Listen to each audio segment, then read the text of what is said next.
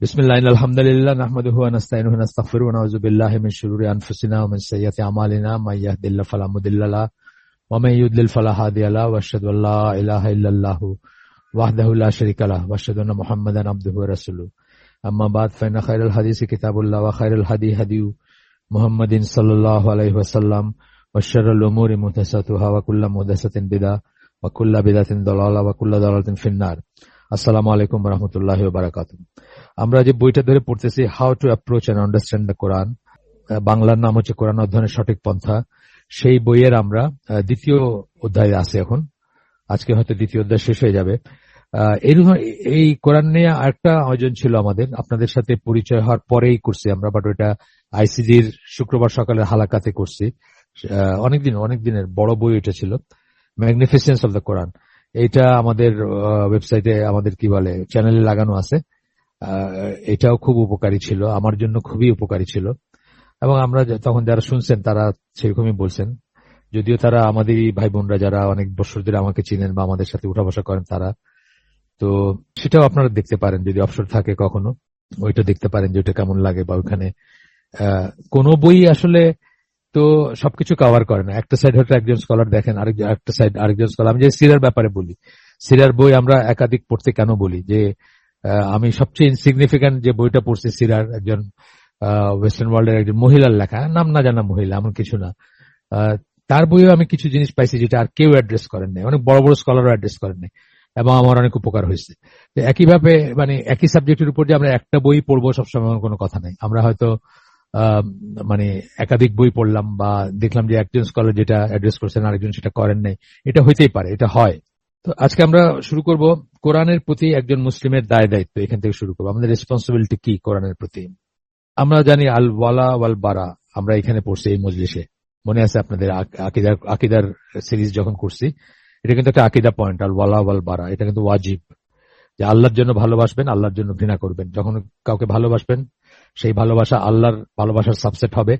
যখন কাউকে অপছন্দ করবেন সেটাও কিন্তু আল্লাহর জন্য করবেন, বা আল্লাহর এক্সিসে ওইখান থেকে বিচার করে যে আল্লাহ বান্ধব না বা আল্লাহর আনুগত্য করে না মানুষরা, এই জন্য একে অপছন্দ, মানে এই ধরনের হবে আমাদের অপছন্দ গুলো। শুধু আমাদের মানে কারো চেহারা দেখতে ভালো লাগে না দেখে অপছন্দ করা, এটা কিন্তু ইসলামী ইসের সাথে যায় না। তো যাই হোক, তো এইখানে বলতেছেন যে আল ওয়ালার ধারণা, আল্লাহর প্রতি আনুগত্যের ধারণা, আল্লাহর জন্য ভালোবাসা ও আল্লাহর জন্য ঘৃণা করার ধারণা, এটা হচ্ছে আল ওয়ালা ওয়াল বারা, যেটা আমরা পড়ছি। খুব ইম্পর্টেন্ট জিনিস। আমি হয়তো 50 বছর বয়সে এই সাবজেক্টটার নামই শুনছি, অথচ এটা কিন্তু ইসলামের একটা বেসিক জিনিস। এবং পশ্চিমা ওয়ার্ল্ডে পশ্চিমা কাফেররা যে কয়টা জিনিসের উপর তারা খুব চিন্তিত আমাদের নিয়ে, তার ভিতর এই সাবজেক্টটা একটা। এবং এটাকে তারা সৌদি আরবের পাঠ্যক্রম থেকে বা অন্যান্য জায়গা থেকে বাদ দেওয়ারই করছে, এবং এটাকে তারা খুব খারাপ চোখে দেখে। এটা পৃথিবীটাকে তো আসলে দুই ভাগে ভাগ করে দেয়, world of Islam and world of কুফর। সোজা কথা, দুই ভাগে ভাগ করে দেয় পৃথিবীকে। সারা পৃথিবী দুই মানে ব্ল্যাক এন্ড হোয়াইটে ভাগ করে দেয়। তো এটা তারা অপছন্দ করে, তাদের মানে সবার প্রতি ভালোবাসা থাকবে। এবং সমাজ আমাদের দেশে কোথাকার পাবলিকেশন আমি শিওর না, এই বাচ্চাদের জন্য বই কিনতে গেছিলাম স্কুলের, আমাদের স্কুলগুলোর যে ছোট ছোট বাচ্চাদের জন্য গল্পের বই বা লাইব্রেরির জন্য বই কিনতে গিয়ে দেখি একটা বই, সেখানে দেখাচ্ছে যে নেকড়ের সাথে ছাগলের ফ্রেন্ডশিপ।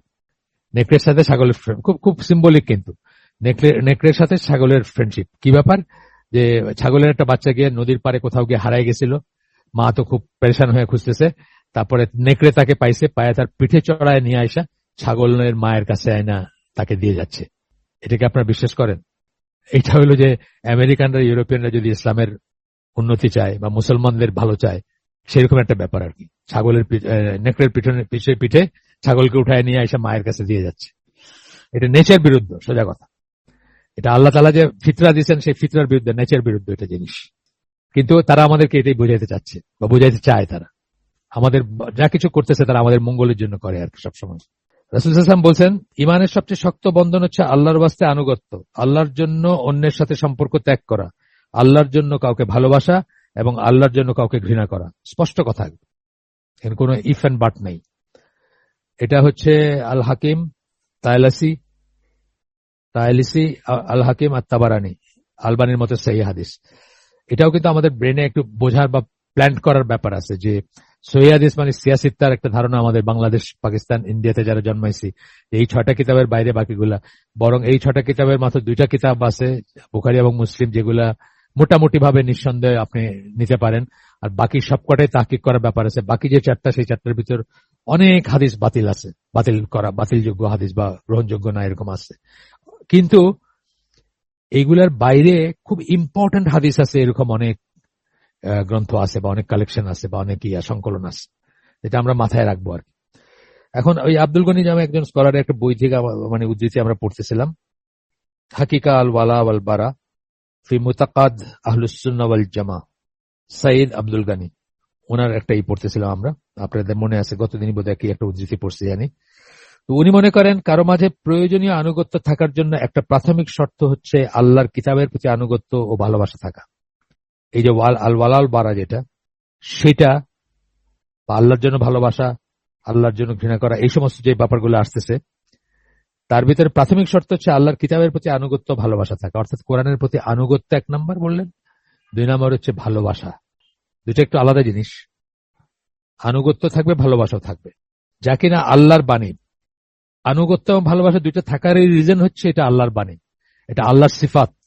কোরআন হচ্ছে আল্লাহর বাণী, সুতরাং আল্লাহর সিফাত, সেটা খুব ইম্পর্টেন্ট একটা জিনিস। কিন্তু এটা এইভাবে আমরা মনে রাখি না সবসময়।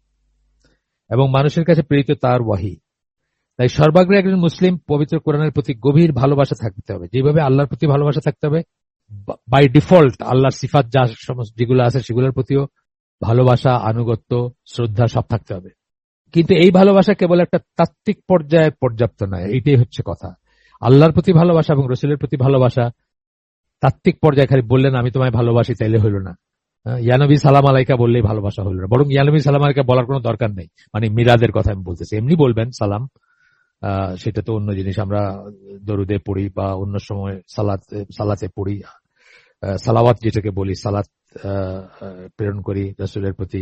যদি এসে যাই আপনার মসজিদ কি বলে মসজিদ নববীতে যাই, গেলে তো তার কবর জিয়ারত করি আমরা, তখন আমরা বলতে পারি আসসালামু আলাইকুম ইয়া রাসূলুল্লাহ, বা এরকম বলছেন সাহাবীরা, এটা প্রমাণ আছে। আব্দুল্লাহ ইবনে ওমর উনি বলছেন, সেভাবে আমরা বলতে পারি, সেটা আলাদা কথা। কিন্তু ইয়া নবী সালাম আলাইকা যে সেন্সে বলা হয় সেই সেন্সে তো বলাতে জায়েজ না। ইয়া বইলা বলতেছে মানে as if he is there and he is listening, এটা তো জায়েজ না, নাজায়েজ জিনিস। সেটা না ভালোবাসা। ভালোবাসা এক একজনের ভালোবাসা এক এক রকম। আল্লাহর ভালোবাসা কিরকম? আল্লাহর ভালোবাসা কি বলছে? সূরা আল ইমরানের 31 নম্বর আয়াত, সরি মাফ করবেন, সূরা আল ইমরানের 31 নম্বর আয়াতে কি বলছেন? রাসূলকে বলতেছেন, বলো তোমরা যদি আল্লাহকে ভালোবাসো তবে আমাকে অনুসরণ করো। তাহলে আল্লাহকে যে আপনি ভালোবাসেন তার ম্যানিফেস্টেশন হবে আপনি রাসূলকে অনুসরণ করলেন কিনা। হ্যাঁ, আপনি শুধু মুখে বললে হবে না যে আমি আমি আল্লাহকে ভালোবাসি। আল্লাহই বলে দিচ্ছেন, ম্যানিফেস্টেশন হচ্ছে, আলামত হচ্ছে, বা এটা প্রকাশিত হবে যদি আপনি রাসূলকে অনুসরণ করেন। ফেমাস আয়াত এটা, জানেন আপনারা, সূরা আল ইমরান। আমরা এখানে ডিসকাস করছি, আগের সুন্নাহর কর্তৃত্ব ও গুরুত্ব সেই বইয়ের সময় আমরা ডিসকাস করছি এটা। এই ভালোবাসাকে তাত্ত্বিক পর্যায়ে হইতে হবে না, কোরআনের প্রতি আমাদের আচরণে তা প্রতিফলিত হইতে হবে, আচরণে প্রতিফলিত হইতে হবে।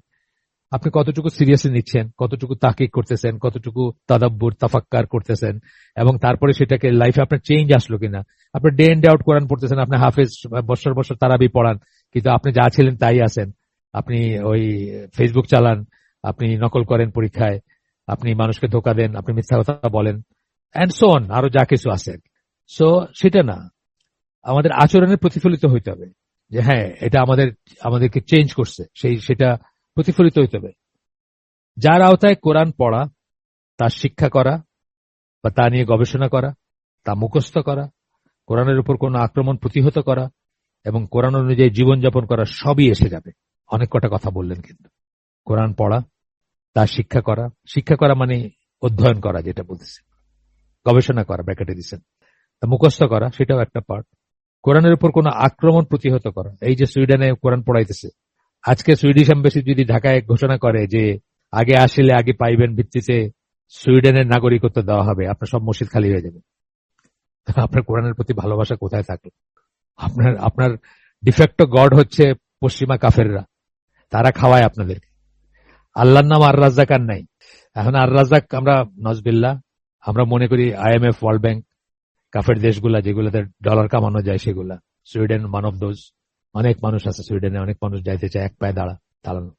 সুইডেন কেন, সব দেশ, Sweden, Denmark, Holland, name any country, ইউরোপে যত দেশ আছে, তারা কি ওই যে বললাম যে নেকড়ে যদি ছাগলের বাচ্চাকে পিঠে নিয়ে কখনো আইসা ফেরত দিয়ে যায় ছাগলের বাড়িতে, সেই ঘটনা যেমন অসম্ভব একটা ঘটনা, এরা আপনার মঙ্গল চাবে, এটা অসম্ভব একটা ঘটনা, অসম্ভব ঘটনা। এই জন্য আল ওয়ালা আল বারা আমরা আরেকবার করবো কোনো এক সময়, ওটা সবাই পড়া উচিত, সবার জানা উচিত। আমার কাছে যে কপিটা আছে সেটা ডক্টর সালাল ফৌজানের আল ওয়ালা ওয়াল বারা ফিল ইসলাম, এটার নাম।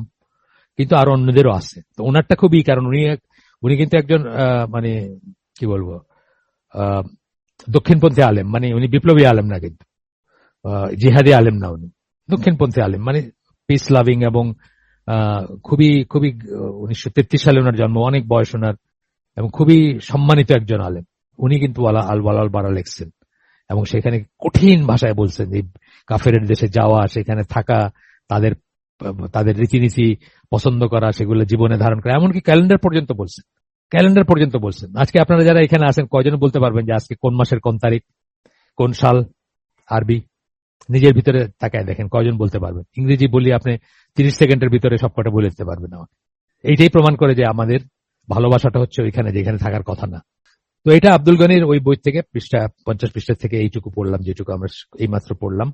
আল্লাহ তার রসুলের প্রতি একজন ব্যক্তির যে ভালোবাসা, তাই হচ্ছে কোরআনের প্রতি তার ভালোবাসার উৎস। কোরআনের প্রতি ভালোবাসার উৎসটা কি? একদিকে হচ্ছে এটা আল্লাহর বাণী, সেই জন্য ভালোবাসবো, আল্লাহকে ভালোবাসি, কোরআনকে ভালোবাসবো।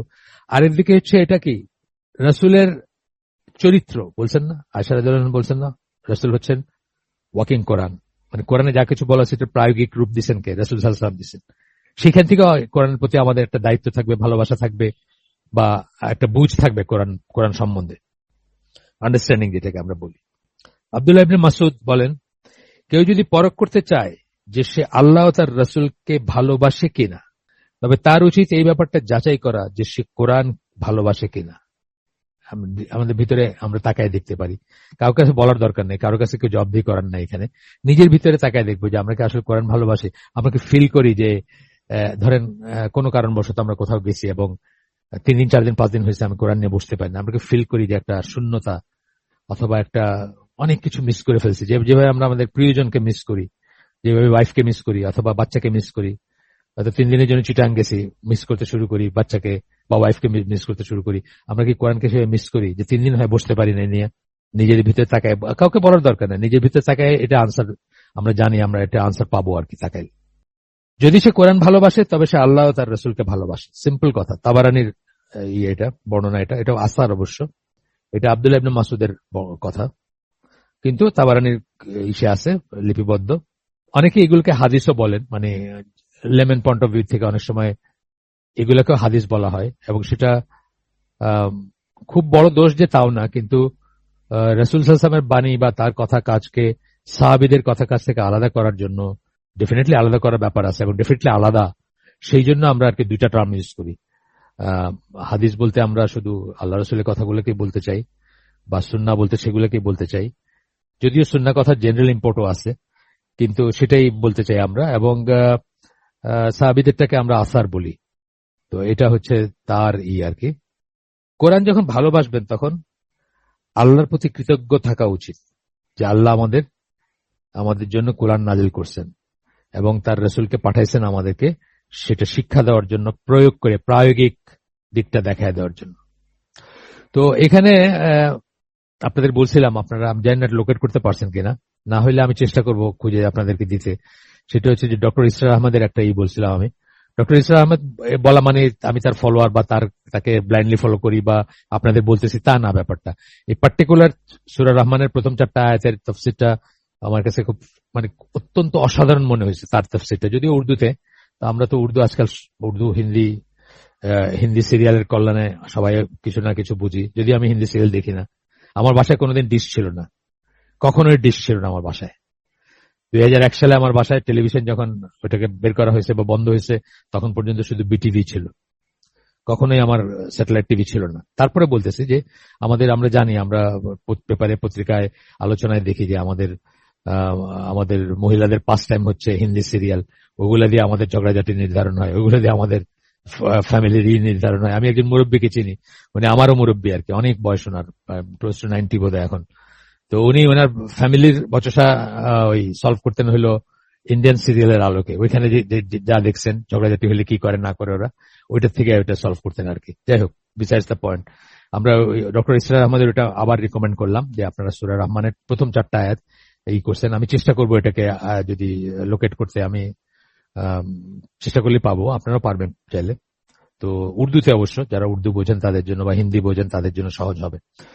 আল্লাহ নিজেই বিশ্বাসীদের তার এই বিরাট নিয়ামতের কথা মনে করিয়ে দেন, আল্লাহ মনে করায় দেন।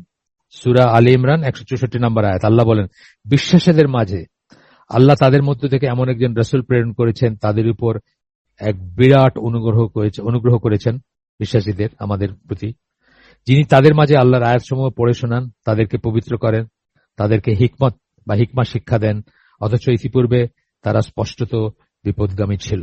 মেইনলি আরবদের কথা বলা হচ্ছে, বা এক্সটেনশন আমাদের সবার কথা। এখন ওই টোনটা আছে যেটা আমরা পড়ে আসছি, আপনাদের মনে আছে নিশ্চয়ই, ওয়াইউআল্লিমুহুমুল কিতাব ওয়াল হিকমাতা। বারবার আমরা কিন্তু এটা আলাপ করছি গত আমাদের আয়োজনটাতে। গত বলতে আমাদের সুন্নাহর কর্তৃত্ব গুরুত্ব যেখানে, সেখানে আমরা বলছি যে কিতাব হইল কিতাব আর হিকমা হইল সুন্নাহ, সেটা আমরা পড়ে আসছি। ওই কথাটাই এই আয়াতে আছে, বা আরো অন্যান্য আয়াত আছে। সূরা জুমার আয়াতে স্পষ্টত মনে করতে পারি, 2 নম্বর আয়াত বোধহয় সূরা জুমার, সেখানে আছে। আরো অনেক জায়গায় আছে, আরো কয়েকটা জায়গায় আছে। যাই হোক, আমাদের কাছে যে কোরআন রয়েছে, এই বিশেষ অনুগ্রহের জন্য আল্লাহর কাছে কৃতজ্ঞতা জানাতে আমাদের উচিত। কিভাবে কৃতজ্ঞতা জানাবো?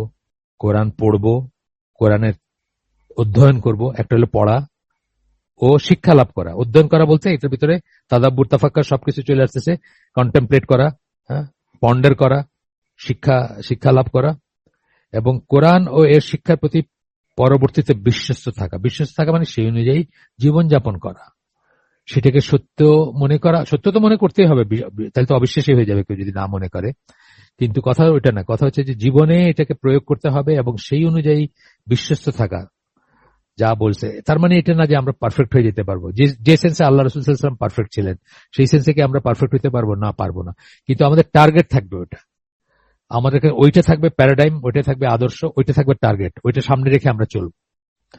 যদি আমরা সেটা হইতে হয়তো পারবো না, বা এটা সম্ভব না আর কেউ তার মতো পারফেক্ট হওয়া, তাই না?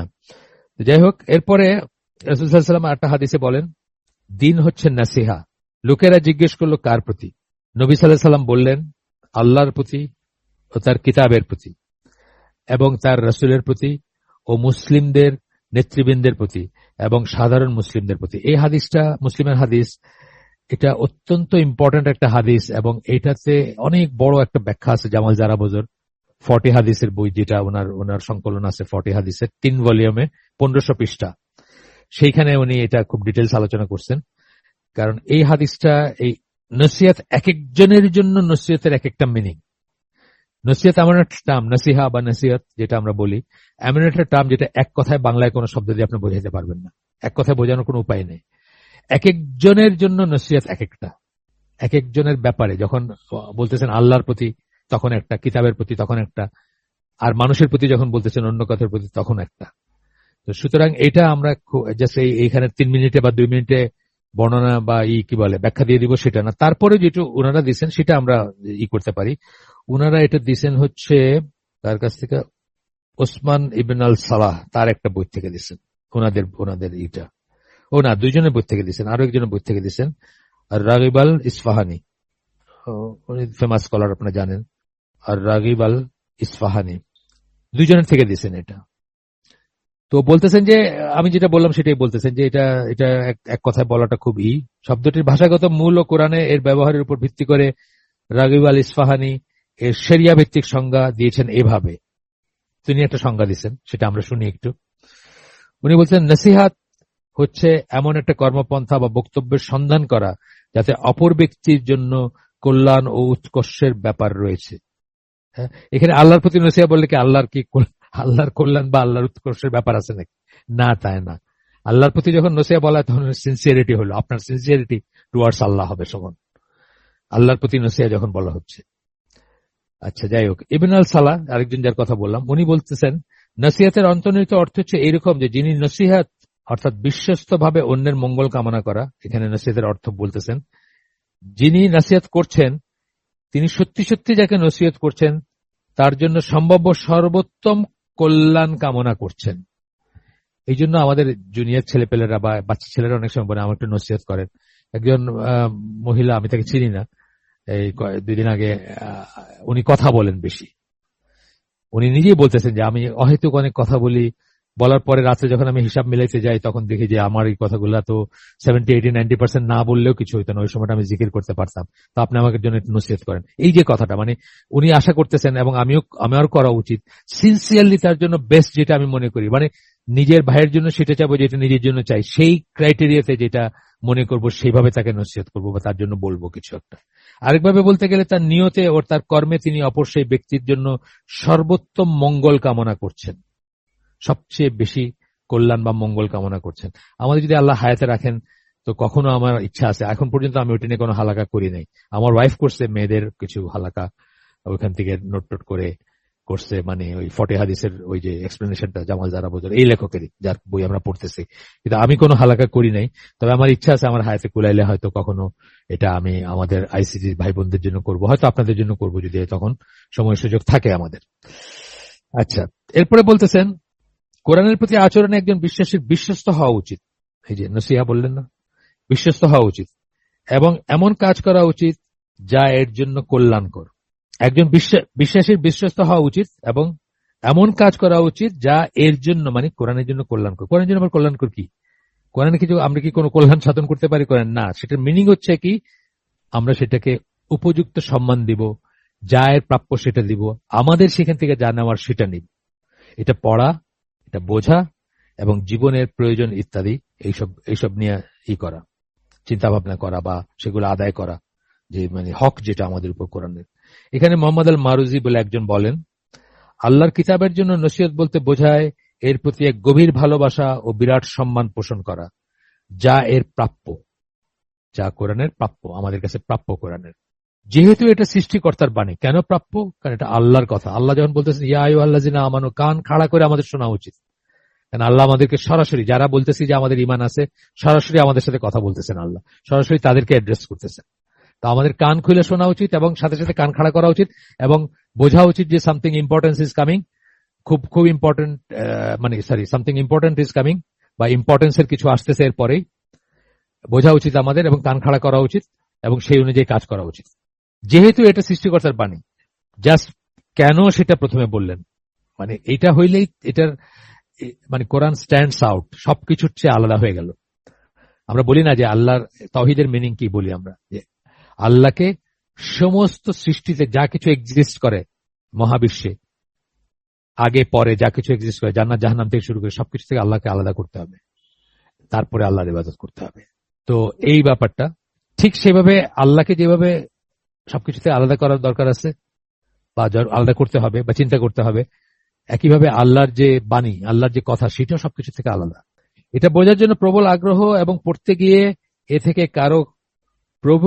প্রভু কাউকে যা বোঝাতে চেয়েছেন তা বুঝতে চেয়ে অবকাশ নিয়ে ভেবে দেখার জন্য বিরতি নেয়া। অনেক লম্বা সেন্টেন্সটা। প্রবল আগ্রহ থাকতে হবে আপনার, হাউ টু অ্যাপ্রোচের ভিতরে আসতেছে, কিন্তু এটা প্রবল আগ্রহ থাকতে হবে এবং আপনার প্রভু আপনাকে কি বোঝাইতে চাইতেছেন তা বুঝতে চেয়ে অবকাশ নিয়ে ভেবে দেখার জন্য বিরতি নেয়া। তাড়াহুড়া করলে হবে না, কিন্তু ধীরে সুস্থে পড়তে হবে। একটা ওয়ার্ড অনেক সময় দেখতে হবে যে এই ওয়ার্ডটা এইখানে এইভাবে কেন বললেন। দেখবেন একটা ভালো তাফসীর পড়লে বলবেন যে এই ওয়ার্ডটা এইখানে এইভাবে বললেন কেন, বা এই প্রসঙ্গে এই আয়াতটা হচ্ছে সবচেয়ে বড় দলিল। তখন আপনি আবার ফিরে যাবেন, তাফসীর পড়তে পড়তে আপনি এটা পাইলেন যখন, আবার ফিরে যাবেন সেই টেক্সটে, আয়াতে ফিরে গিয়ে আপনি আজকাল তো সব ইসে পাওয়া যায়, আপনার অ্যাপগুলোতে পাওয়া যায়, প্রতিটা শব্দ আপনি দেখতে পারেন যে কেন এই শব্দটা ইউজ করলেন আল্লাহ, ওইটা কেন করেন নাই। হয়তো অনেকখানে দেখবেন বলা আছে যে এইটা করছেন কিন্তু ওইটা করেন নাই। এরপরে বলতেছেন এই সবই নসিহাতের আওতায় আসে। যখন আমরা কোরআনের প্রতি নসিহত বলবো, ওই যে হাদিসে আসছে আল্লাহ রাসূল বলতেছেন, কার প্রতি যখন জিজ্ঞেস করলেন তারা বললেন যে আল্লাহর প্রতি ও তার কিতাবের প্রতি। প্রথমেই বললেন আল্লাহর প্রতি ও কিতাবের প্রতি। কিতাবের প্রতি নসিহত বলতে এইটা আসবে। তারপর একজন তা বোঝার পরে তাকে তা প্রয়োগও করতে হবে। কেউ যখন অন্যের কাছ থেকে নসিহত লাভ করে তখনও একই কথা প্রযোজ্য। আপনি আমাকে জিজ্ঞেস করলেন, আমাকে নসিহত করেন, যে কারণেই হোক আপনি আমাকে মনে করছেন আমি ট্রাস্টওয়ার্দি, আমি বললাম, আপনি শুনলেন, এক কান দিয়ে আর কান দিয়ে বাইর করে দিলেন। এটা আমারও সময় গেল, আপনার সময় গেল, কোনো কাজের হইল না। নসিহত আপনি তার কাছেই চাবেন যাকে আপনার ট্রাস্ট করেন এবং যাকে মনে করেন যে নসিহত করার যোগ্যতা আছে তাকে, এবং তিনি যখন করবেন তার সিনসিয়ারলি করা উচিত এবং তখন আপনি যখন শুনবেন তখন সেই অনুযায়ী কাজ করা উচিত। আপনি যদি বিচার মানে তাল গাছটা আমার যদি মনে করেন যে আচ্ছা নসিহত করলে এটা আমার মনের সাথে মিললে, আমার এক্সিসে থাকলে আমি শুনবো, আর এক্সিসে না থাকলে আমি এটা ছুড়ে ফেলে দিব, তাইলে তো আর নসিহতের কোনো দরকার ছিল না। আমরা অনেকেই কিন্তু তা করে থাকি। আমরা মানুষের কাছে একটা চাই, অনেক অনেক বড় কোনো স্কলার বা কারোর কাছে চাই, মানে একটা ডিসিশন চাই বা একটা কিছু সম্বন্ধে জানতে চাই, কিন্তু তারপরে আমাদের মনের সাথে না মিললে, আমাদের হাওয়া কামনা বাসনার সাথে না মিললে আমরা সেটাকে রিজেক্ট করি। আমি আমার জীবনে কয়েকবার এরকম করছি যে আমি আগে বলছি যে এই ব্যাপারে এই স্কলারকে জিজ্ঞেস করবো, উনি যেটা বলবেন ওটা আমি মানে মানে নির্দ্বিধায় এবং নিঃসংকোচে বা কোনো প্রশ্ন ছাড়া মেনে নিব, till I get something more authentic বা আরো বেশি স্ট্রং কোনো দলিল না পাই। যদি সেটা কোনোদিন পাই, আরেকজন স্কলার বললেন যে না এটা এরকম না ওইরকম, ততদিন পর্যন্ত কিন্তু আমার হাওয়ার উপরই করেন, আমার অপছন্দ হইতে পারে, আমার অপছন্দ হতে পারে ট্রানজেকশনে, জীবনে, বিজনেসে, আপনার ব্যাংক অ্যাকাউন্টে, চাকরির ক্ষেত্রে অনেক সময় আমরা দেখি যে আমাদের মন যেটা চাইতেছে এটা একজন স্কলার বললেন না, আমরা তখন কি ফতোয়া মঙ্গারিং করবো নাকি বা হপিং করবো না, ফতোয়া হপিং করবো, ফতোয়ার জন্য মানে এক জায়গা থেকে আরেক জায়গায় যাবো না। এটা খুব রং একটা অ্যাটিটিউড। আমার মন মতো যতক্ষণ হইতেছে না, আমি স্কলার বি, স্কলার সি, একজন থেকে একজনে যাচ্ছি, আমার মন মতোটা আমি শুনতে চাচ্ছি, যতক্ষণ ওটা বলতেছে না ততক্ষণ আমি হপিং করতেছি। এটা ঠিক না, এটা ঠিক না। এটাই হচ্ছে মানে কামনা বাসনার অনুসরণ করা, অথবা ইসলামকে টেইলর করা। একটা বড় জামা আমরা যেরকম কেটে ছেটা যেটুকু গায়ে লাগার মতো করে সেলাই করে নেই, বাকিটা ফালাই দিই কাপড়, এক্সট্রা কাপড়, ওইভাবে ইসলামকে টেইলর করা আমাদের লাইফস্টাইলের সাথে যতটুকু যায়, অথবা আমাদের মনের সাথে, আমাদের হাওয়ার সাথে, আমাদের ভাল লাগার সাথে যতদূর যায় ততদূর আমরা নিচে চাই, আর বাকিটা চাই না। এরপরে বলতেছেন, আচ্ছা যাই হোক, এখনো উদ্ধৃতিটা শেষ হয়নি, উদ্ধৃতি একটু বড়, মোহাম্মদ আল মারুজি তার একটা বই থেকে। একইভাবে সে যদি অন্য কোনো ব্যক্তির কাছ থেকে লিখিতভাবে কোনো কিছু পেয়ে থাকে, তবে সে চেষ্টা করবে সেই লেখাকে যথাসম্ভব ভালোভাবে বুঝতে, যেন সেটা প্রয়োগ করতে পারে। আল্লাহর কিতাবের কাছ থেকে যে পরামর্শ গ্রহণ আল্লাহর কিতাবের কাছ থেকে যে পরামর্শ গ্রহণ করছে, তার বেলায় একই কথা প্রযোজ্য। সে তা বোঝার জন্য সর্বাত্মক চেষ্টা করবে, যাতে সে আল্লাহর ওয়াস্তে তা এমনভাবে প্রয়োগ করতে সক্ষম হয় যা আল্লাহর কাছে সন্তোষজনক ও পছন্দনীয় দুইটি হবে। একটা হলো সন্তোষজনক বললেন, আরটা বললেন পছন্দনীয়, দুইটাই হবে। তারপর সে যা বুঝলো তা অন্যদের মাঝে ছড়িয়ে দেয়। অতঃপর সে এর প্রতি ভালোবাসা থেকে এর অধ্যয়ন চালিয়ে যেতে থাকে। অর্থাৎ অধ্যয়ন বলতেছে, আমরা কিন্তু কোরআন রিসাইট করা বলি নেই, বারবার বলতেছি স্টাডি, যেটা এর শিক্ষা দেয়া আচরণ বিধি অনুযায়ী সে কাজ করে এবং এর দিক নির্দেশনা অনুযায়ী সে আচরণ করে। এইটুকু হচ্ছে উদ্ধৃতি। এরপরে বলতেছেন যে আমরা উপরে যেটা পড়লাম, আল্লাহর কিতাবের প্রতি নাসিহার অংশ হিসেবে কোরআনের প্রতি সঠিক বিশ্বাস উল্লেখযোগ্য। এখানে সঠিক বিশ্বাস থাকাটা উল্লেখযোগ্য। হোয়াট সঠিক বিশ্বাস মানে কি? ধরেন মানুষ গলায় তাবিজ ঝুলে, আমি নিজে বলছি আপনাদেরকে, আমি দেখছি যে পাকিস্তানি চিফ অফিসার ছিল, ইরানিয়ান জাহাজে আমি একটা কন্ট্রাক্ট করছি, তখন আমাদের চিফ অফিসার ছিল মানে সেকেন্ড ম্যান যে ডেক সাইডের, সে ছিল পাকিস্তানি শিয়া। সে যেটা বুঝি নাই, পরে বুঝছি আর কি। তো দেখতে আমাদেরই মতো সে সব দিক দিয়ে। তো তার গলায় একটা এরকম তাবিজ মার্কা ছিল আর কি, একটু একটু বড় তাবিজ। একদিন আমি তাই জিজ্ঞেস করছি এটা কি, বলছে যে কোরআন, গোটা কোরআন এটার ভিতরে আছে। এটা তো কোরআনের পারপাস না। কোনদিন শুনছেন আল্লাহ রসুল বলছেন এটা কোরআনের পারপাস? এটা কোরআনের পারপাস না। সঠিক বিশ্বাস থাকতে হবে যে কোরআন কি, কোরআন কেন আসছে আমাদের কাছে, কোরআনের পারপাস কি, আমাদের করণীয় কি, আমরা তাকে সেটা কিভাবে দেখবো, এই বিশ্বাসগুলো সব সঠিক থাকতে হবে। আপনি যদি মনে করেন যে এটা রাখলে আমার জিনে ধরবে না বা এটা রাখলে আমার প্রোটেকশন হবে, আল্লাহ তো বলেন নাই, আপনার শিরক হয়ে যাচ্ছে। কোরআনে আপনি এই করে গলায় ঝুলাইছেন, কিন্তু আপনার শিরক হয়ে যাচ্ছে, কারণ আল্লাহ এটা বলেন নাই। আল্লাহ আপনাকে বলছেন আয়াতুল কুরসি পড়তে, আয়াতুল কুরসি টানায় রাখতে বলেন নাই, গলায় বা ঘরে ঝুলায় রাখতে বলেন নাই। এগুলো চিন্তার ব্যাপার আছে। তো এইটা বলতেছেন, এই প্যাসেজটাও আমরা পুরাটা পড়বো, কোন স্কিপ করব না। অর্থাৎ তা যে আল্লাহর কাছ থেকে নাজিল হয়েছে, বিশ্বাসের ভিতর মানে সঠিক বিশ্বাস কি, এটা আল্লাহর কাছ থেকে নাজিল হয়েছে, মোহাম্মদ সাল্লাহ সাল্লাম এটা লেখেন নাই। কাফেররা আপনাকে বলতে চাবে যে, অনেকেই বলে, কাফেররা বুঝে বলে না বুঝে বলে, না বুঝেই বলে, আমি বলবো ওই যে মাইকেল হার্ট দ্য হান্ড্রেডস যিনি লিখছেন, উনি তো আল্লাহ রসুলকে 1 নম্বরে 100 পৃথিবীর টপ ইনফ্লুয়েন্সিয়াল 100 চরিত্রের ভিতরে রাসূল সাল্লাল্লাহু আলাইহি ওয়াসাল্লামকে 1 নম্বরে স্থান দিয়েছেন। কিন্তু বলছেন এক জায়গায় গিয়ে, he is also the author of Muslim holy book, এরকম করে একটা কথা বলছেন, যেটা আমার এক্সাক্ট লাইনটা আমার মনে নেই, আপনারা পড়লে দেখবেন। তো তারা এটা মানে পারসিভ করতে পারে না যে এটা আল্লাহর কাছ থেকে, সেটা ওয়াহি, এটা পারসিভ করতে পারে না, তাদের পারসেপশনে এটা নাই। তারা মনে করেন খুব গ্রেট মানুষ ছিলেন, সব দিকে গ্রেট, তারপরে মানে মুসলিমদের হলি বুকটা উনি লিখছেন আর কি, নাউজুবিল্লাহ। অর্থাৎ তা যে আল্লাহর কাছে নাজিল হয়েছে, তা যে আল্লাহর বাণী এবং তা আল্লাহর কথা, যা সৃষ্টি নয়, মাখলুক না, ক্রিয়েটেড না। এই বিতর্কটা ইসলামে ছিল না। আপনাদেরকে আগে বলছি যে এটা গ্রেকো রোমান ফিলোসফি যখন ইসলামের দুনিয়াতে আসলো তখনই এইটা এই এই বিতর্কটা আসলো, কারণ ওইখানে লোগোস বলে একটা কথা আছে প্রচলিত, এবং ওদের ইসে গ্রেকো রোমান ইসে, এবং তারা ওই ঈসা আলাইহিস সালামকে ওয়ার্ড মেড ফ্লেশ মনে করে, মানে আল্লাহর কথাকে মানে মাংসে পরিণত করা হয়েছে। আরো নানা রকম ফিলোসফিক্যাল কথা আছে। তো এই সময়ে ইসলামের ভিতরে এই বিতর্কটা আসলো। মুতাজিলা যারা, তারা এটাকে ক্রিয়েটেড বা এই ধরনের বলতে শুরু করলো, এবং তখনকার আব্বাসী খলিফারাও এটার অনুসরণ করতে শুরু করলেন, এবং আহমদ বিন হাম্বলের সাথে বিশাল একটা গন্ডগোল হইল। যাই হোক, গন্ডগোলের পরে আলটিমেটলি আহমদ বিন হাম্বলেরই জয় হয়েছে বা সত্য প্রতিষ্ঠিত হয়েছে। তো যা সৃষ্ট নয়, এটা মনে রাখবেন, আনক্রিয়েটেড, কোরআন ক্রিয়েটেড না, এটা আল্লাহর সিফাতের অংশ। আল্লাহ যেভাবে ক্রিয়েটেড না, আর বাকি সবকিছু ক্রিয়েটেড, কোরআনও ক্রিয়েটেড না, বাকি সবাই কথা ক্রিয়েটেড।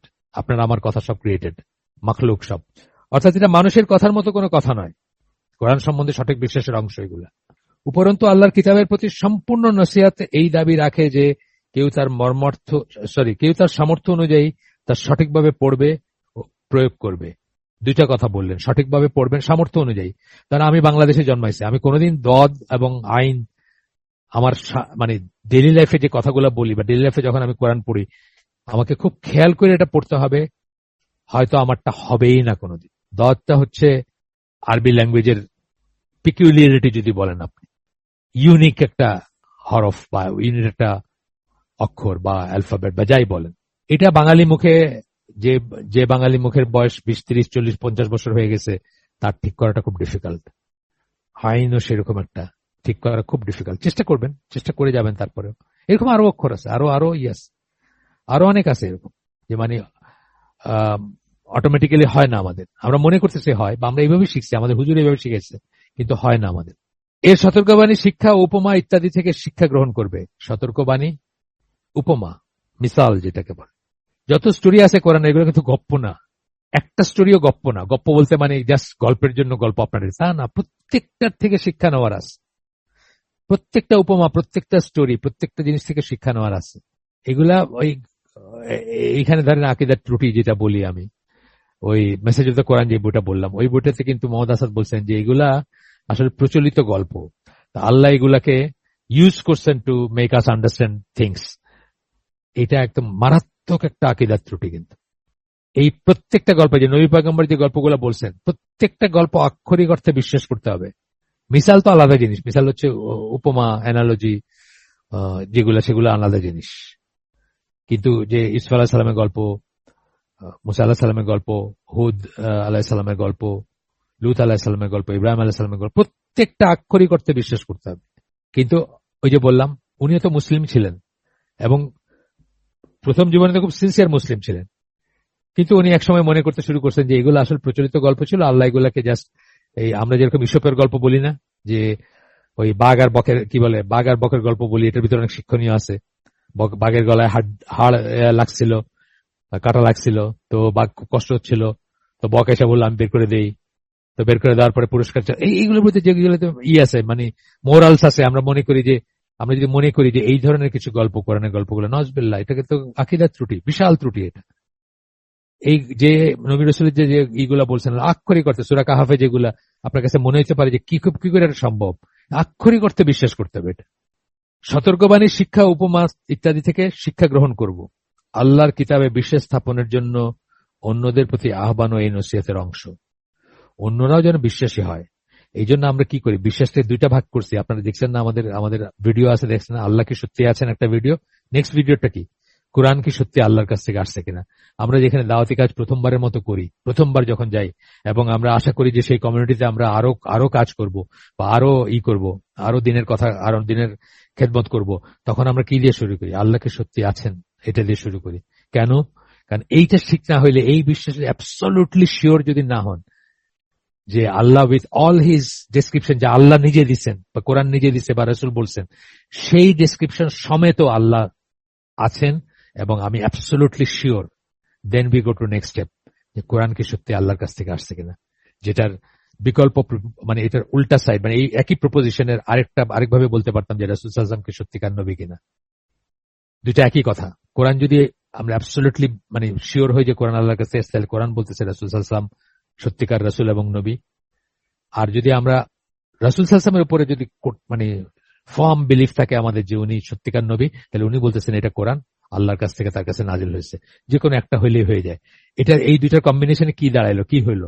আশহাদু আল্লা ইলাহা ইল্লাল্লাহ ওয়া আশহাদু আন্না মুহাম্মাদান আবদুহু ওয়া রাসূলুহু, সেই জিনিসটা দাঁড়ায় মানে দুইটার কম্বিনেশনে।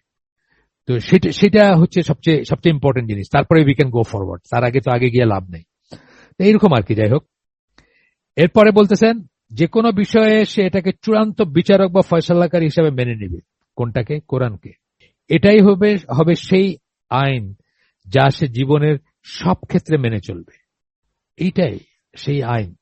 কনস্টিটিউশন, আপনার কনস্টিটিউশন দরকার নাই, শাসনতন্ত্র গঠনতন্ত্র কিছুর দরকার নাই। আপনি যদি থাকে, আপনি যদি আমরা তো আগেই বলছি যে এটা আপনার ম্যানুয়ালের মতো। আপনার ইনস্ট্রাকশন ম্যানুয়াল থাকে না, যে কোনো মেশিনারিজ যে কোনো ইকুইপমেন্টে থাকে, সেরকম জিনিস সেটা মানুষের ইনস্ট্রাকশন ম্যানুয়াল। এটা মানুষ আল্লাহর সৃষ্টি, তার জীবন কিভাবে চলবে, কোনটা তার জন্য লাভজনক, কোনটা ক্ষতিকর, সবকিছু ইনস্ট্রাকশন ম্যানুয়ালে আছে তার স্রষ্টার তরফ থেকে।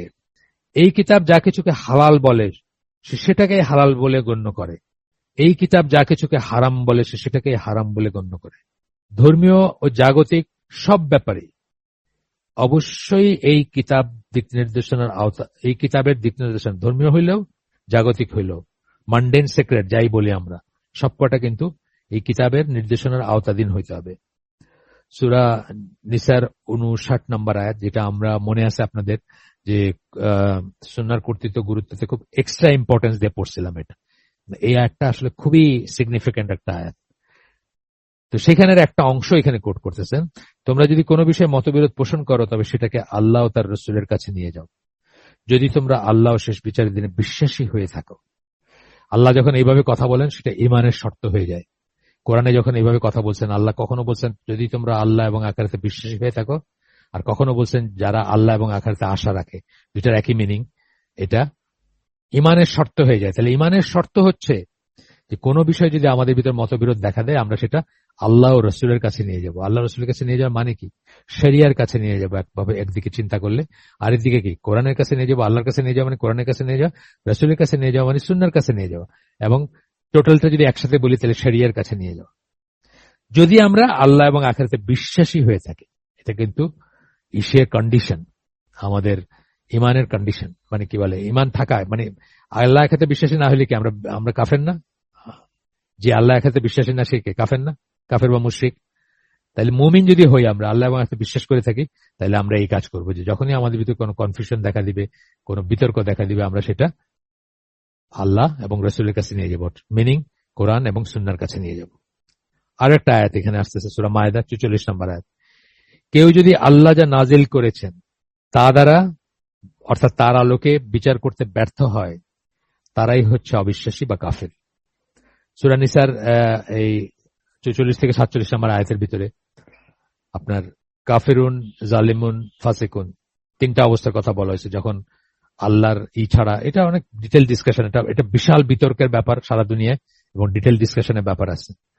তবে মুদ্রা কথা হচ্ছে, মানে বটম লাইনটা বলে দিচ্ছি আমি, যে কেউ যদি মনে করে যে আল্লাহ, আমরা ইমান মিনিস্টারের বিষয়তে পড়ছি, কেউ যদি মনে করে যে আল্লাহ যা নাজিল করছেন বা যা দিয়ে আমাদেরকে শাসন করতে বলছেন, শাসন কার্য পরিচালনা করতে বলছেন, বিচার করতে বলছেন, সেটা অবসলিট, সেটার জায়গায় সে ওয়েস্টার্ন ল বলেন অথবা ডেমোক্রেসি বা অন্য কোনো জায়গার কমিউনিজম, সোশ্যালিজম থেকে যে ডেরাইভ করা ল, সেটাকে যদি সঠিক মনে করে, সে কাফের, কিন্তু সে আর মুসলিম না। আমরা এই সিস্টেমের ভিতরে আছি, আমরা বাধ্য এখানে এই দেশের যে আইন আছে সেটা মানতে আমরা বাধ্য, কিন্তু আমরা কখনো এটাকে সঠিক মনে করব না। আমরা মনে করব যে আমরা বাধ্য, এবং যতটুকু না হইলে নয় সেটুকু আমাদের মানে ধরেন কথার একটা উদাহরণ দিচ্ছি আমি। বুলডোজার নিয়ে চলে আসে আপনার পাড়ার মসজিদটা ভাঙবে, কেন? বলতেছে যে এটা তো অবৈধ স্থাপনা। আপনি কি করবেন? আপনি তাড়াতাড়ি কোর্টে যাবেন, গিয়ে একটা ইনজাংশন আনবেন, তাহলে কি আপনি বাধ্য ওই কোর্টের কাছে যাইতেন না? বাধ্য আপনি।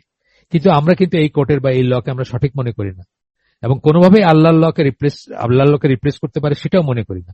আল্লাহর লর চেয়ে ভালো ল সেটাও মনে করি না। আমরা মনে করি ওইটাই ভালো। কিন্তু আমি আমি যে বাংলাদেশে জন্মগ্রহণ করছি, এটা কিন্তু আমার নিজের ইচ্ছা করি নাই, এটা আমার কদর, আল্লাহ আমাকে এখানে জন্ম দিচ্ছেন। সুতরাং as long age I am here, আমি অনেক কিছু মানতে বাধ্য, না চেয়েও মানতে বাধ্য। আমি গুনাহে আনুগত্য করব না, কিন্তু তার বাইরেও কিছু জিনিস আছে। যেমন ধরেন, আমার ইচ্ছা হলো আমি একটা বিয়ে করব, কিন্তু এই দেশের নিয়ম কি? এই দেশের নিয়ম হচ্ছে, যদি আপনার ওয়াইফের, ফার্স্ট ওয়াইফের বা সেকেন্ড ওয়াইফ, মানে আপনার যে ওয়াইফ, এক্সিস্টিং ওয়াইফ, তার ছাড়া, তার অনুমতি ছাড়া আপনি বিয়ে করলে আপনাকে তারা জেলে ঢুকাতে পারে। সুতরাং আমি যখন ডিসাইড করলাম যে আমি একটা বিয়ে করব, আমি এই কথাটা মনে রাখবো যে এই দেশের আইন অনুযায়ী এটা আইন বিরুদ্ধ একটা ব্যাপার, বাট আমি এটাকে কিন্তু সঠিক মনে করতেছি না। এটা আল্লাহর আইনের, আল্লাহর আইন, মানে আল্লাহর আইনের চেয়ে এই আইনটা ভালো সেটা মনে করতেছি না। কিন্তু আমি এটা মানতে বাধ্য, আমি সেটা মানবো, না হলে কি হবে, আমি জেলে জীবন কাটাবো। এইরকম ভাবে জিনিস চিন্তা করার ব্যাপার আর কি। আব্দুল গনি আবার আসতেছে, হাকিকা আল ওয়ালা আল বারা ফি মুতাকাদ আহলুস সুন্নাহ ওয়াল জামাআহ, সেই বই থেকে আবার বলছেন, আর 98 পৃষ্ঠা থেকে। উনি বলেন, আল্লাহর কিতাবের প্রতি বিশ্বস্ততার সর্বোচ্চ নিদর্শন, আপনি যে বিশ্বস্ত, তার ম্যানিফেস্টেশন যেটাকে বলি আমরা, আলামত যেটাকে বলি, সেটা হচ্ছে কি? একটি হচ্ছে আল্লাহর কিতাব দ্বারা শাসন কার্য পরিচালনা করা। আপনি শাসন কার্য পরিচালনা করবেন আল্লাহর কিতাব অনুযায়ী। এটা হচ্ছে এই কিতাবের প্রতি একজন মুসলিমের বিশ্বস্ততার প্রকাশ্য ঘোষণা। একজন মুসলিম এই কিতাবখানিকে কতখানি ভালোবাসে এবং কতখানি সম্মান করে তা বোঝানোর জন্য এটা, অর্থাৎ কোরআন অনুযায়ী শাসন, হচ্ছে এক বাস্তব ও প্রায়োগিক প্রচেষ্টা। কিন্তু আমরা কি তাই করি না? আমাদের হাতে সেটা নাই। আল্লাহ রাসূল বলছেন, সবচেয়ে প্রথম ইসলাম থেকে যে জিনিসটা বের হয়ে যাবে সেটা হচ্ছে আল্লাহর আইন দিয়ে বিচার করা, শাসন করা। আর সবচেয়ে লাস্টে যেটা টিকে থাকবে সেটা কি? সালাত। মানে এর মাঝখানে অনেক ফেজেস আছে। আপনি চিন্তা করেন, প্রথম 4 খলিফার পরেই কিন্তু ডেভিয়েশন চলে আসছে, তাই না? অনেক ধরনের ডেভিয়েশন আসছে। ওই পঞ্চম ওমর বিন আব্দুল আজিজ, ওনারটা বলা হয়। কিন্তু তারপরে কি আমাদের এই যে সকল তুর্কি, যাদেরকে আমরা মনে করি যে 1923 সাল পর্যন্ত খেলাফা ছিল, তারা কি করতো? তারা তো সব ওয়েস্টার্ন দিয়ে বিচার আচার করতো। সুদি সিস্টেম সবকিছু ওয়েস্টার্ন ছিল, তার নাম কাওয়াস্তে খলিফা আর কি, বা খেলাফত। এরপরে বলতেছেন, কেননা আল্লাহর কিতাব অনুযায়ী শাসন করা হচ্ছে ইবাদতের কর্মকাণ্ডের মধ্যে থেকে সর্ববৃহৎ একটি। আমরা আসলে আমাদের উদ্দেশ্য এবং লক্ষ্য যদি বলি, আমরা কি চাই? আমরা যে দাওয়াতি কাজ করতেছি, এই যে পড়াশোনা করতেছি, এই যে দিন শেখার চেষ্টা করতেছি, আলটিমেট কি? আলটিমেট পাওয়ারটা কি পাইতে চাই? একটা তো আমরা জানাতে চাইতে চাই, সেটা আছে, যে কোনো মূল্যে সেটা তো আছে। আর দুনিয়াতে আমরা কি চাই? আল্লাহর জমিনে আল্লাহর আইন, আল্লাহর কথা সর্বোচ্চ অবস্থানে থাকবে, আল্লাহর কথা দিয়ে সমস্ত কিছু চলবে। এটা হচ্ছে আমাদের আলটিমেট চাওয়া। সেটা কিন্তু আমরা বন্দুকের জোরে বা একদিনে বা কোনো বিপ্লব দিয়ে ঘটাইতে পারবো না। সেটার পদ্ধতি হচ্ছে আল্লাহ রসুলের পদ্ধতি, যে আমরা মানুষকে দাওয়াত দিব। সাইজেবল একটা জনগোষ্ঠী হবে যারা আল্লাহ বিশ্বাস করে, আল্লাহর কিতাবে বিশ্বাস করে, আল্লাহ আখিরাতে বিশ্বাস করে। তখনকার আরেবিয়ান পেনিনসুলা যে ছিল, জনসংখ্যা ছিল, তার তুলনায় আপনি যদি 317 বা 313, এই যে বদর সাহাবীদের যে নাম্বারটা, সেটাও যদি ধরেন, সেই রকম সাইজেবল একটা জনগোষ্ঠী হইতে হবে। ওই 317 বা 313 যে ইমান ছিল, আজকে 13 জন সারা মুসলিম ওয়ার্ল্ড খুঁজে পাওয়া যাবে কিনা আমার সন্দেহ আছে, তাই না? তো সেই পদ্ধতি আমাদেরও অবলম্বন করতে হবে, যে সাইজেবল একটা জনগোষ্ঠী তৈরি হইতে হবে। তারপরে হয়তো আমরা এটার এই জিনিসটা বাস্তবায়ন করার চিন্তা করতে পারি। তার আগে পর্যন্ত আমাদের ড্রিম থাকবে সেটা, কিন্তু আমরা সেটাকে মানে টপ ডাউন করে যদি চাপাই দিই, তাহলে ইরানের অবস্থা হবে। ইরানের উপর থেকে চাপাই দিছে, কিন্তু মানুষ এগুলো বিশ্বাসও করে না, এবং মানুষের প্রচন্ড বিতৃষ্ণা এটার। তারপরে তালেবানদের এইবারের না, আগের বারে তালেবানদের যখন ফল হয়, আমেরিকানরা যখন অ্যাটাক করলো 2001-এর পরে, তখন আমি দেখছি যে সিনেমা হল খুলছে, এবং সিনেমা হলে স্ট্যাম্পিড, মানুষের পায়ের নিচে মানুষ পড়ে মারা গেছে, বিকজ এতদিন সিনেমা হল বন্ধ ছিল, আজকে আমাদের মুক্তি হয়েছে আর কি।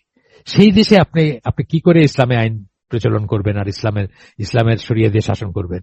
সেলুনে লম্বা লাইন লেগে গেছে, কারণ তালেবানরা তো দাড়ি চাচাটাকে নিষিদ্ধ করছিল। বিশাল লাইন, সেলুনে কোনো জায়গায় নেই আর কি, সব দাড়ি শেভ করার জন্য লাইন দিয়ে দাঁড়িয়েছে মানুষ। জনগণ যদি এরকম হয়, সেই দেশের টপ ডাউন যেটাকে বলি, উপর থেকে আপনি ইসলাম চাপাই দিলে সেটা টিকবে না, সেটা মিনিংলেস। বটম আপ হইতে হবে, অর্থাৎ মানুষ বুঝবে, মানুষ ভালোবাসবে, মানুষ চাইবে আল্লাহর মতো করে চলতে, আল্লাহর মতো করে শাসিত হোক দেশ, তবেই কিন্তু এটা কাজ করবে না। এটা কাজ করবে না। ইরানের অবস্থা হবে, দেখেন না ইরান সম্বন্ধে কত খবর আসে, কত মানুষ, কত অত্যাচার, কত বিপ্লব, কত কিছু। ওয়েস্টার্ন ওয়ার্ল্ড তো এগুলো আবার ফুলায় ফাপায় করে। কেননা আল্লাহর কিতাব অনুযায়ী শাসন করা হচ্ছে ইবাদতের কর্মকাণ্ডের মধ্যে সর্ববৃহৎ একটি, যা দ্বারা মানুষ তার প্রভুর ইবাদত করে, এবং এটা হচ্ছে সবচেয়ে মহান কাজের একটি, যা কাউকে আল্লাহর নিকটবর্তী করে। এইটুক হচ্ছে উদ্ধৃতির অংশ। এখানে একটা কথা বলি, আমরা দেশে নাইলে আল্লাহর আইন করতে পারলাম না, নিজের ঘরে পারি না? অবশ্যই পারি। সিম্পল বিষয় থেকে পারি নিজের ঘরে। ধরেন বোনের, আগের দিন বলছি না যে আমাদের সিলেটের ট্র্যাডিশন হয়ে গেছে যে বোনের কেউ দেয় না, ফারাইজ বলি আমরা আর কি, ওয়ারিস যেটা মিরাস কেউ দেয় না। তা আমি তো আমার ঘরে, আমি যখন এই কথাগুলো পড়লাম আল্লাহর আইনের বিচার করার কথা, আমি তো আমার ঘরে অন্তত সেটা প্রতিষ্ঠা করতে পারি যে আমার ঘরে আল্লাহর আইন বিরুদ্ধে কোনো কাজ হবে না। করতে পারি না? করতে পারি। তো আমি সারা দেশ চেঞ্জ করে ফেলতে পারলাম না, আমাকে আল্লাহ সেই ক্ষমতা দেন নাই, দেশের সেই পরিবেশে নাই, আমার ঘরে তো পারি। এরপরে বলতেছেন, যখন আল্লাহর কিতাবের সাথে লেগে থাকা হয় না, যখন তার নিয়মিত অথবা গুরুত্বের সাথে পাঠ করা হয় না, যখন তার ভুল ব্যাখ্যা দেওয়া হয় অথবা সেটাকে ভুলভাবে প্রয়োগ করা হয়, যখন এর সুমহান প্রজ্ঞাকে অবজ্ঞা করা হয়, যখন এর আইনসমূহকে আত্মসাৎ করা হয় ও মানবরচিত আইন দ্বারা সেই সবকে প্রতিস্থাপিত করা হয়, তখন কারো অবশ্য করণীয় হচ্ছে এই ট্র্যাজেডির অবসান কল্পে উঠে দাঁড়ানো এবং রুখে দাঁড়ানো। হ্যাঁ, যাকে আল্লাহ যেটুকু তৌফিক দিয়েছেন সেটা দিয়ে তার চেষ্টা করা, প্রোটেস্ট করা উচিত, এবং রুখে দাঁড়ানো উচিত, উঠে দাঁড়ানো উচিত, যাকে আল্লাহ যতটুকু তৌফিক দিয়েছেন। এটার মেথোডোলজি আছে, এটার প্রসেস আছে, কি করবেন সেটা আবার আরেকটা ডিসকাশন। পলিটিক্যাল প্রসেসটা বা এই আল্লাহর আইন প্রতিষ্ঠা করতে গেলে বা আল্লাহর আইন অনুযায়ী করতে গেলে কি কি ইসের ভিতর দিয়ে যাইতে হবে, কি কি আপনার প্রক্রিয়ার ভিতর দিয়ে যাইতে হবে, সেটা একটা ডিটেল ডিসকাশন। এইখানের ভ্রান্তি থেকে কিন্তু মুসলিম উম্মাতে অনেক ডিজাস্টার আসছে। আজকের পৃথিবীতে যত জায়গায় যত চরমপন্থা, আইএস, আল কায়দা সহ চলতেছে, সেগুলোর পিছনে কিন্তু এই জিনিসগুলার ভুল ব্যাখ্যা এবং ভুল চিন্তার থেকে ব্যাপারগুলো আসছে। এই জিনিসগুলা যে কি করে আমরা এটার বিহিত করব, কি করে এটার প্রতিবাদ করব, কি করে এটাকে রহিত করব, বা কি করে এটাকে রিভার্স করব, সেখান থেকে কিন্তু আসছে। মানুষ যখন পারে নাই, মানে স্বাভাবিকভাবে পারে নাই, দাওয়াতি কাজ ছেড়ে দিয়ে তাড়াতাড়ি শর্টকাট নিতে যাচ্ছে, তখন তারা অস্ত্র হাতে নিচ্ছে। এবং আপনারা দেখছেন আইএস এবং আল কায়দার ফলাফল কি আপনারা জানেন। শুধুমাত্র মুসলিম উম্মার সবচেয়ে তাজা প্রাণগুলো, সবচেয়ে তারুণ্য যেটাকে আমরা বলি, সেটা ওইখানে গিয়ে শত শত হাজার হাজার মারা গেছে, বেঘরে পান দিচ্ছে, কিন্তু মুসলিম উম্মায় কোনো চেঞ্জ হয় নাই। এই ইরাক কি ভালো কিছু হইল? এই আফগানিস্তান কি ভালো? কত মানুষ মারা গেছে আফগানিস্তান, কোনো হিসাব আছে? কোনো হিসাব নাই আসলে। এই সিরিয়া থেকেই ভালো কিছু হয়েছে, কত মানুষ মারা গেছে, কোনো হিসাব নাই। আর সাথে দিয়ে আর বাকি যেগুলো ভাইসে সেগুলো আমি মুখে আনতে পারতেছি না। যাই হোক, কত মেয়েরা বিধবা হয়েছে, কত মেয়েরা রেপড হয়েছে, কত মেয়েরা বিক্রি হয়ে গেছে, মানে এগুলো আনলাম না মুখে, ঠিক আছে থাক। এগুলার এই হিসাবগুলোতে ভুল করে কিন্তু দুনিয়াতে চরমপন্থার উদ্ভব। খুবই কেয়ারফুল থাকার ব্যাপার আছে এখানে। এই কথাগুলো প্রত্যেকটা কথা ঠিক। আমাদের চিন্তা করতে হবে যে আল্লাহর জমিনে আল্লাহর আদেশ, আল্লাহর ইচ্ছা, আল্লাহর বাস্তবায়িত হবে, একেবারে ঠিক কথা। কিন্তু হাউ, হোয়াট না, হোয়াটে কোনো সমস্যা নাই, হাউতে সমস্যা। পশ্চিমারা যে আমাদেরকে শোষণ করছে, পশ্চিমারা যে ইসলামকে ধ্বংস করতে চায়, এটিতে কোন রকম আল কায়দা যা বলে, আইএস যা বলে, আমিও তা বলবো, আপনিও তা বলবেন। কিন্তু প্রতিকারটা কি? ওইখানে গিয়ে সমস্যা।